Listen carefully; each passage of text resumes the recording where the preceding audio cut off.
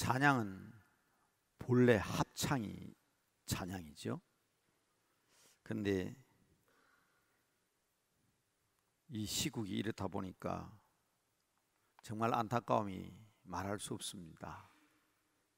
그러나 솔로로 또 독창으로 하나님 앞에 찬양드리지만 아마 우리 찬양대원들은 한마음인 줄로 압니다. 한 2주일 제가 아까도 말씀드렸지만 지휘자 집사님을 중심으로 해서 또 행정적으로는 우리 부장님 중심으로 해서 어디든 같이 찬양할 수 있는, 같은 마음으로 찬양할 수 있는, 혼자 나와서 하더라도 우리는 합창이다. 그래서 하나님 앞에 더 큰 영광 돌리시기를 바랍니다. 오늘 아침에 제가 존경하는 선생님이 글을 하나 보내왔습니다. 박물관에 문을 지키는 수위 아저씨가 보니까 어떤 점잖은 사람이 와서 박물관에 전시되어 있는 전시물을 관람을 하는데 안전뱅이 그룹으로 어떤 데 가서는 꿇어앉기도 하고 어떤 데는 무릎으로 걷기도 하면서 물건들을 쳐다보더라는 거예요. 참 이상한 사람이다.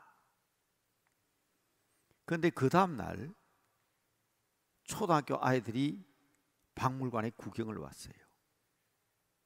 바로 어제 왔던 그 점잖은 어른이 바로 선생님이었습니다. 저는 아침에 그 글을 읽는 순간 눈물이 활칵 나왔어요. 선생님이 어린 아이의 눈높이로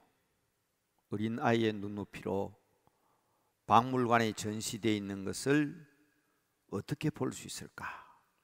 그래서 미리 와서 안전뱅이 걸음으로 그 전시물을 다 훑어보고 갔다는 것입니다. 여러분, 오늘은 교사주일입니다.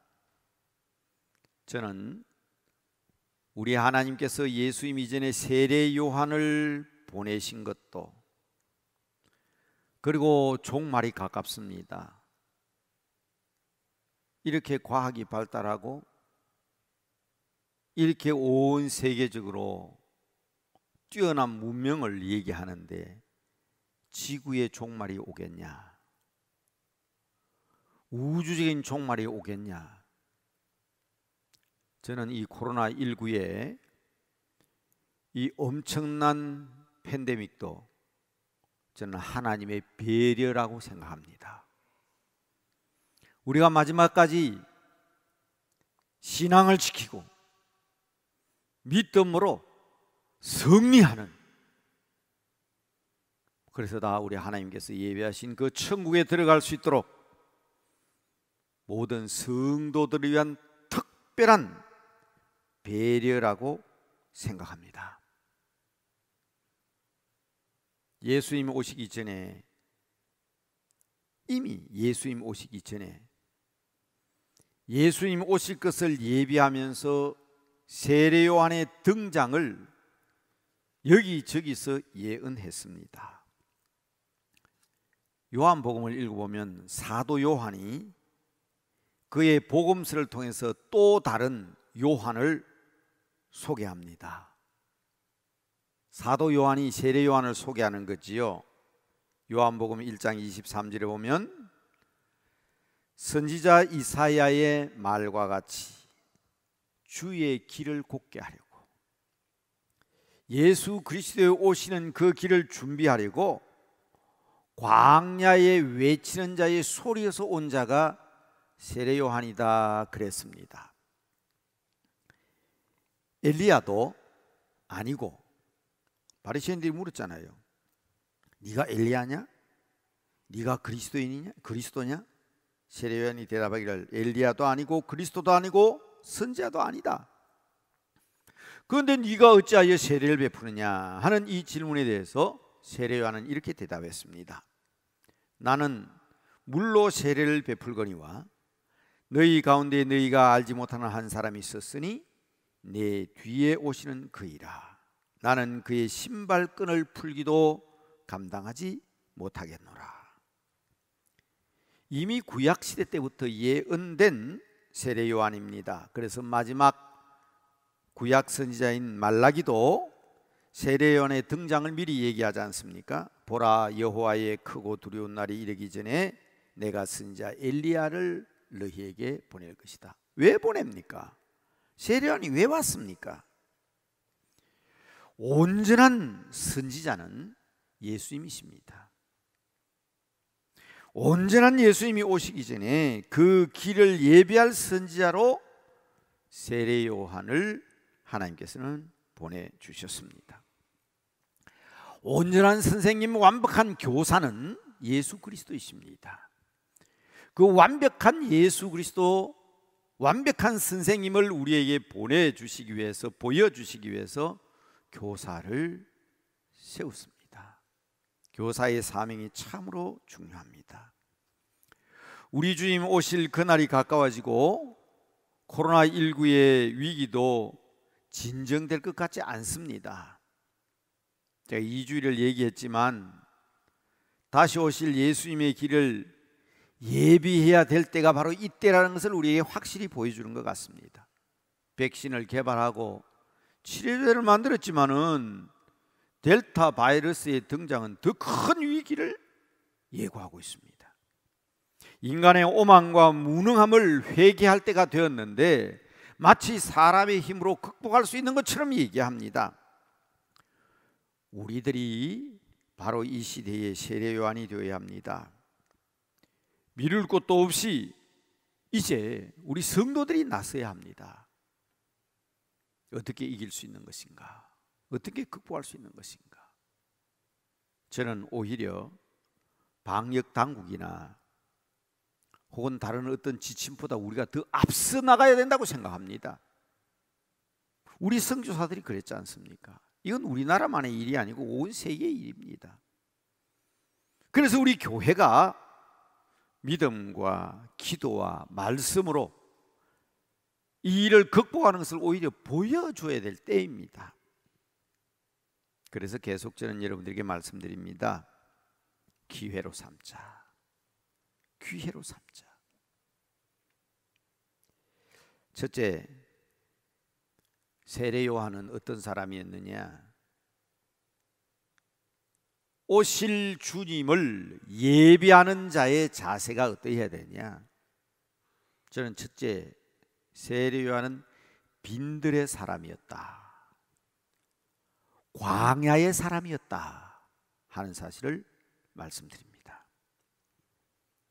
하나님은 빈들의 사람, 광야의 사람에 대하여 관심이 있습니다. 너무나도 황당하고 답답한 일들이 비일비재한 이 땅과 교회들이었기 때문에 지난주 토요일 날 말라기를 읽으면서 말씀드렸지요.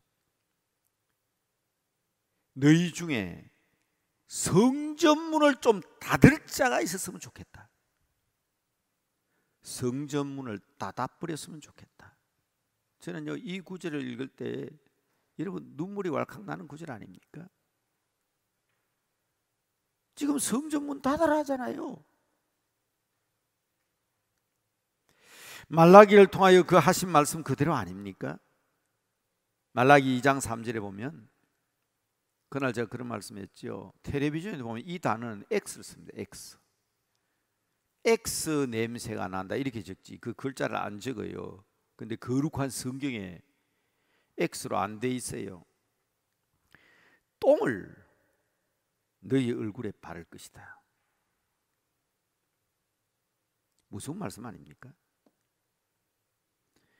그러나 하나님께서는 우리를 그렇게 버리지 아니하시고 구원받게 하기 위해서, 예수님 만나게 하기 위해서 세례 요한을 보내신다. 우리를 깨우십니다. 하나님이 우리를 아시기 때문입니다. 하나님은 지금도 이 와중에 우리를 독려하십니다.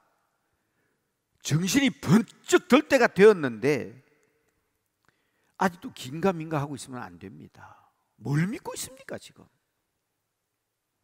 뭘 믿을 게 있냐고요? 누구를 지금 믿고 있습니까? 지난 사경회 때 우리에게 주신 말씀처럼 잘라버릴 고목인가 살아있는 거목인가, 꽃을 피워야 될 시기가 되었는데, 그래서 우리는 세례 요한을 배워야 합니다. 예수님께서도 세례 요한을 높이 평가하셨어요. 여자가 낳은 다 중에는 요한보다 더 큰 자가 없다 그랬잖아요.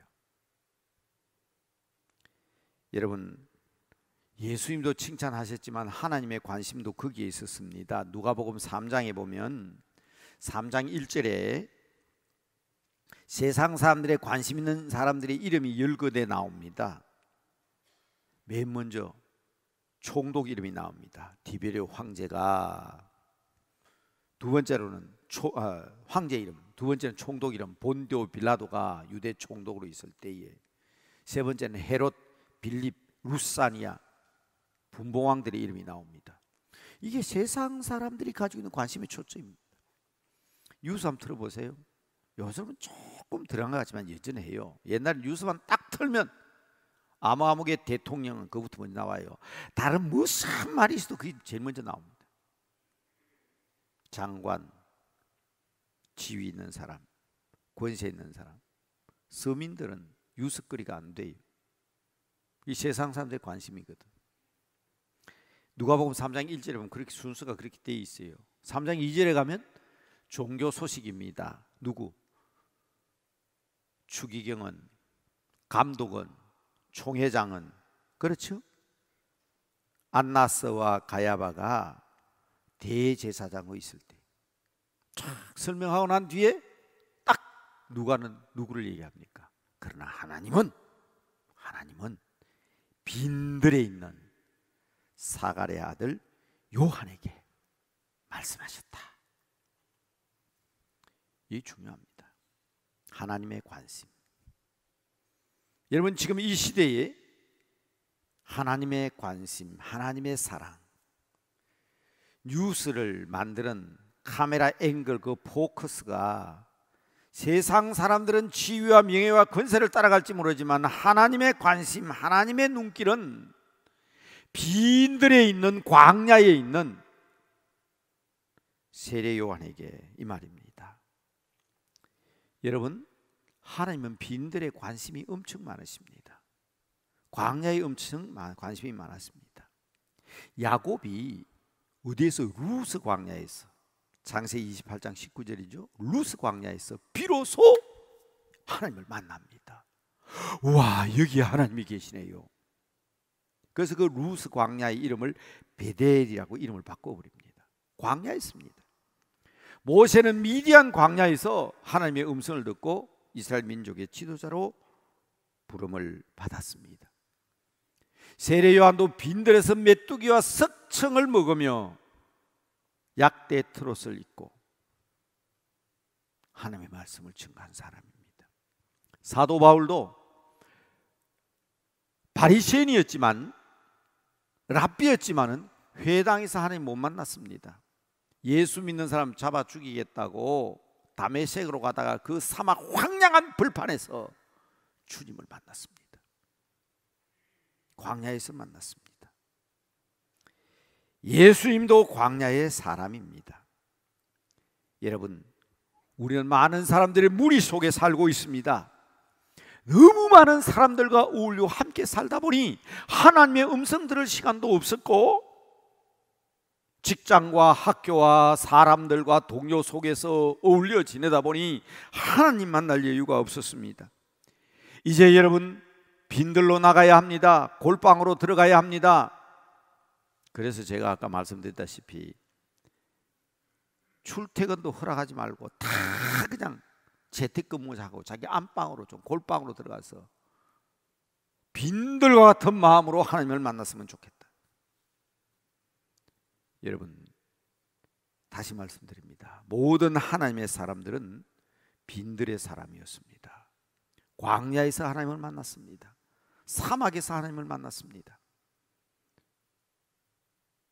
두 사람 이상은 왜 못 만나냐, 네 사람 이상은 왜 못 만나냐가 아니라 비대면 시대 얘기하니까 이 비대면 시대를 기회로 삼아 우리는 하나님을 대면해야 합니다. 세례 요한을 통해서, 광야의 사람인 세례 요한을 통해서 하나님을 만나는 사람들이 되셔야 합니다. 우리는 이 시대의 선지자들입니다. 종말에 올 때가 되었음을 알고 있습니다. 주님 이제 곧 오실 것입니다. 세례 요한처럼 우리는 주님 오신다는 사실을 세상에 알려야 합니다. 세례 요한의 사명이 우리에게 있다는 것을 기억하시기 바랍니다. 두 번째로는 바로 이 얘기입니다. 주의 길을 예비하는 자. 요한이란 말은 은혜로우신 여호와, 이런 뜻을 가지고 있습니다. 은혜로우신 여호와.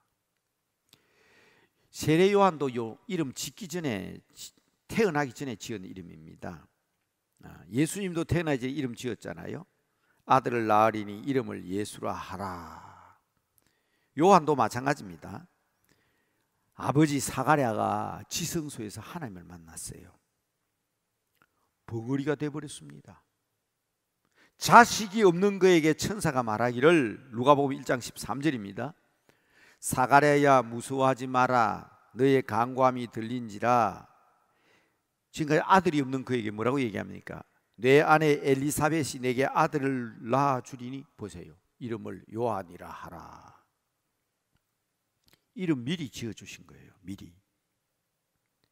요새 젊은 사람들 태명이다 태명이다 그래서, 야, 성경적으로 그 말이 맞기는 맞는데 왜 태어나면 이름 바꾸냐, 태어나면 왜 이름 바꾸냐.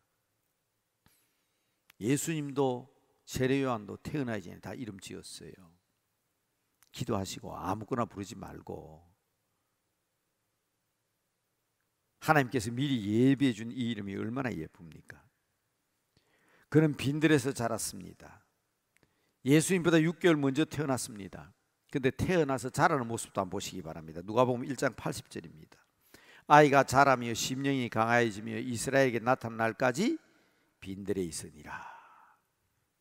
성경에 나오는 여러 명의 요한 중에서도 세례자란 이름을 붙인 것은 그가 요단강에서 세례를 베풀었고, 예수님도 요한에게 세례를 받으심으로 비로소 공생애를 시작했습니다.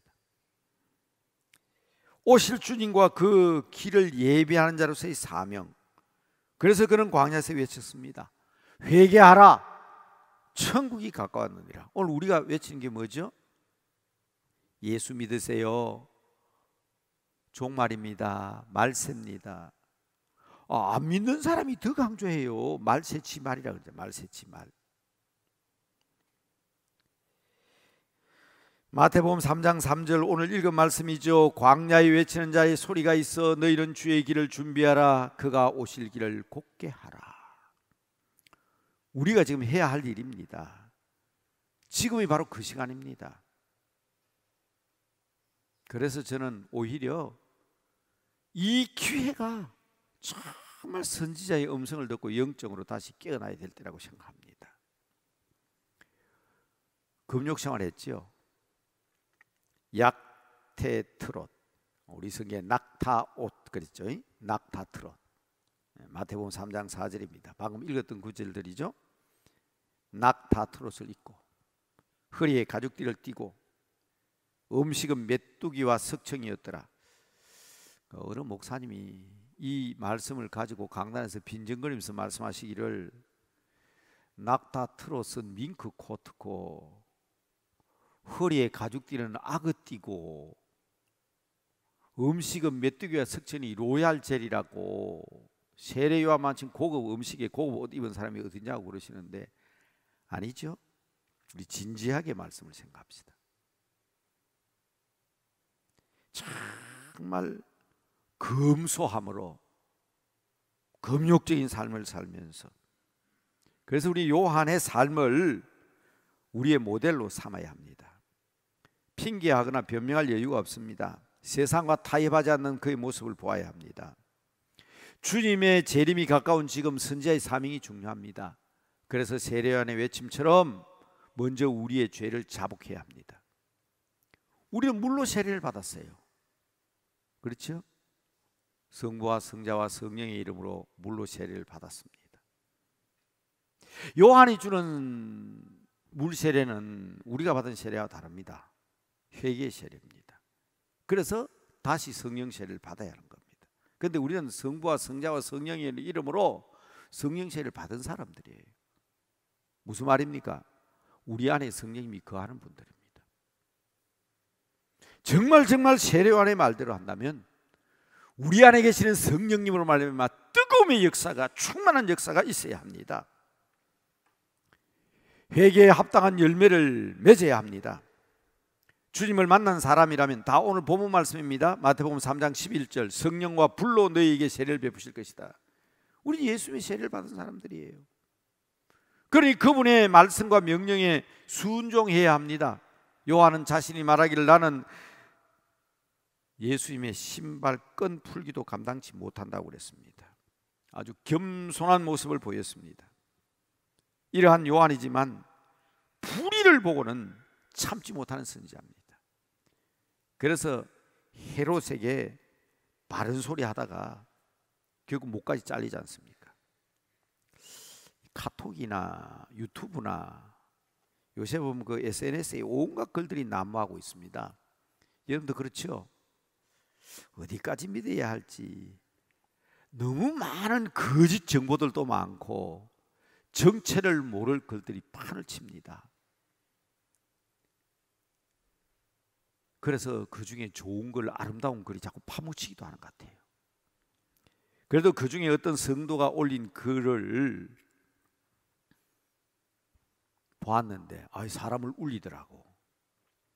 하나님께 기도하는 글이지만 마음이 울컥하더라고요. 여러분도 이미 이거 보신 분 계실 겁니다. 제가 한번 읽어볼까요? 하나님, 우리가 얼마나 거짓말에 막말을 많이 했으면 마스크로 입을 다 틀어막고 살라 그러십니까? 하나님, 우리가 얼마나 서로 다투고 싸우고 시기하고 미워했으면 거리를 두고 살으라고 하십니까?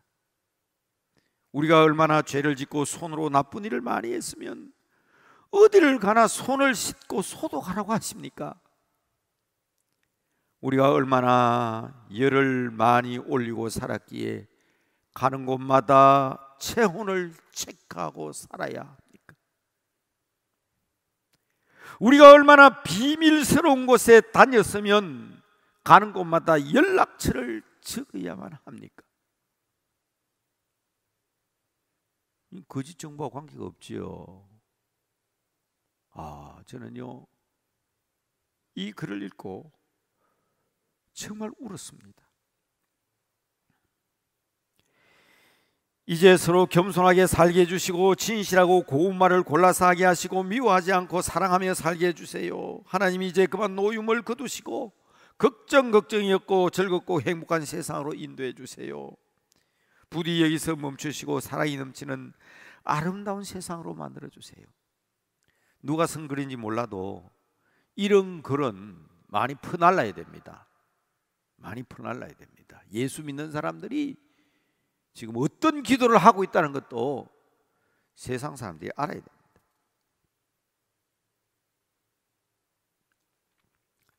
이제 말씀을 정리하려고 합니다. 여러분, 기회로 삼읍시다. 기회로 삼읍시다. 빈들로 나가야 합니다. 내 마음의 빈들, 내 마음의 광야, 내 마음의 사막으로 나가셔서 조용한 가운데 하나님 음성 들으시고, 주님 오실 날이 가까웠으니 그렇게 큰 소리 치던 세상에 아무것도 할 수 없는, 아무것도 정치건 뭐 경제, 사회, 문화, 과학 어느 분야건 하나님의 손길 아니고는 안 되는 지금 우리 스스로를 돌아보고 그날을 예비하며 회개할 것을 외치고 양팔 벌리시고 우리를 맞이하시는 주님 앞으로 사람들을 인도해야 합니다. 저는 정리를 지난 2주 동안 부흥회까지 인도했던 그대로 선지자의 가슴, 세례요한의 가슴으로 말씀을 마무리하려고 합니다. 주님 오실 날을 기다리는 성도들은 모든 이들의 귀감이 되는 세례요한을 본받아야 합니다. 첫째, 시대적 상황을 바로 깨달아서 이때가 어느 때인지 분별해야 합니다. 둘째, 예수 그리스도의 이름으로 불과 성령으로 거듭난 새 사람이 되어야 합니다. 말만 아니라 하나님의 성령 아니고는 안 됩니다. 때가 악합니다. 불의와 타협하지 않아야 합니다. 검소한 삶으로서 정말 세상의 모범이 되어야 합니다. 이제는 더 이상 세상 사람들로부터 부끄러운 손가락질 받지 않아야 합니다.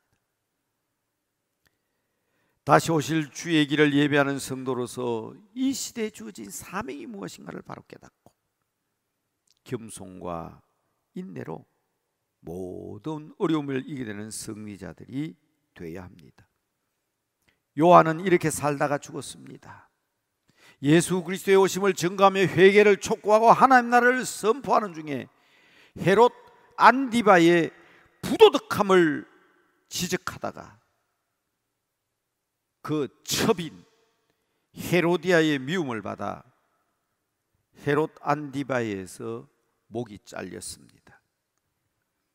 환경의 지배를 받는 연약한 것이 우리 인생입니다. 세례 요한이 감옥에 갇혔을 때 마음이 약해졌습니다. 언제 오십니까? 당신이 진짜 주님입니까?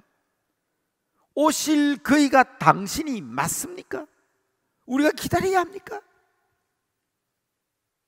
그런 의심이 갈 정도로 어려움을 겪었습니다. 그래서 예수님에게 사람을 보내가지고 묻지 않습니까? 여러분, 오늘 이 시대적 상황을 보면 우리들도 연약하기 때문에 세례 요한처럼 의심할 수 있습니다. 참말로 하나님 계십니까? 정말 종말이 올 겁니까? 언제까지 우리를 이렇게 버려두실 겁니까? 그러나 주님만 꼭 잡으셔야 합니다. 세례 요한은 승리했습니다.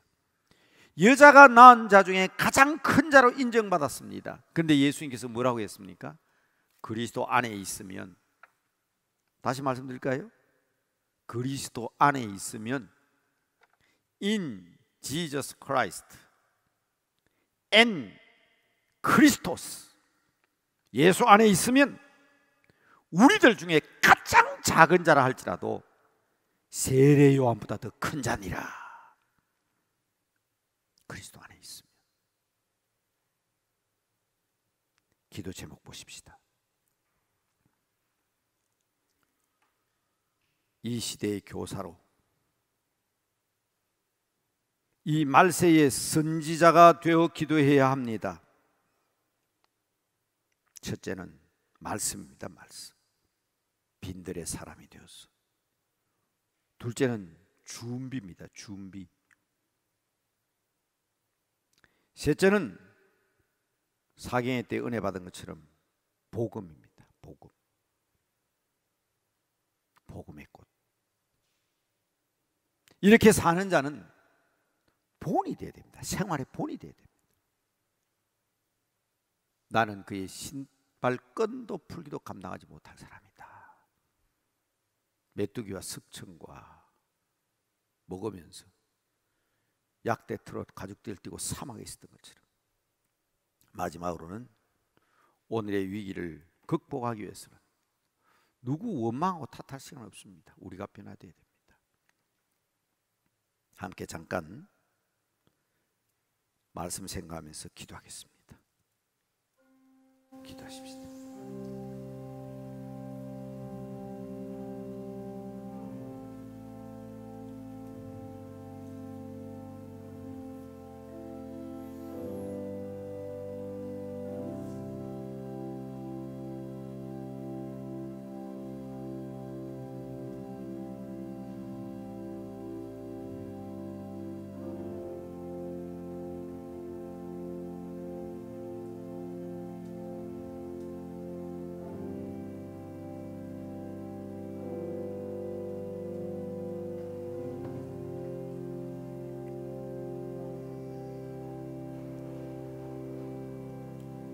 아버지, 이 시대의 교사로 이 종말의 때에 다시 오실 주님의 길을 예비하는 선지자로 주의 복음을 전하는 아름다운 꽃을 피우게 하시고, 이 답답하고 힘든 이때를 기회로 삼아 오히려 하나님의 은혜와 성령으로 충만하여 세상의 본이 되고 위기를 극복할 수 있는 온전한 지혜를 배우게 하옵소서.